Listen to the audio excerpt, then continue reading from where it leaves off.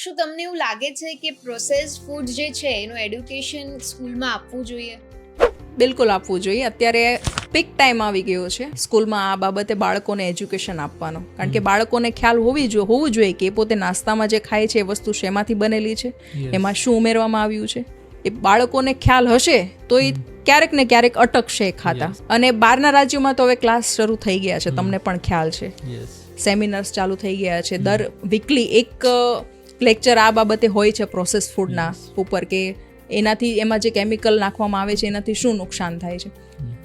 તો હું પણ ઈચ્છું છું કે આપણે ગુજરાતમાં પણ બધી જ સ્કૂલમાં દર અઠવાડિયે એક ક્લાસ પ્રોસેસ ફૂડને એના એજ્યુકેશન પર થવો જોઈએ, જેથી બાળકો અને વાલીઓને પણ આ બાબતે ખ્યાલ આવે કે શેમાંથી બને છે, શું નાખવામાં આવે છે, એમાંથી કેટલી ખરાબ અસર થાય છે, એમાં જે કેમિકલ નાખવામાં આવે છે એના કારણે. તો એ બધા લોકોએ જાણવું જોઈએ. ખાસ કરીને પેકેટ ફૂડમાં જે ઇન્ગ્રીડિયન્ટ લખેલા હોય છે એ વાંચવાની ખાસ ટેવ પાડવી જોઈએ. અને હું તો ખાતરી સાથે કહી શકું કે તમે એકવાર ઇન્ગ્રીડિયન્ટ વાંચવાની ટેવ પાડશો ને તો તમે 90% પેકેટ ફૂડ ઘરે લાવવાનું બંધ કરી દેશો.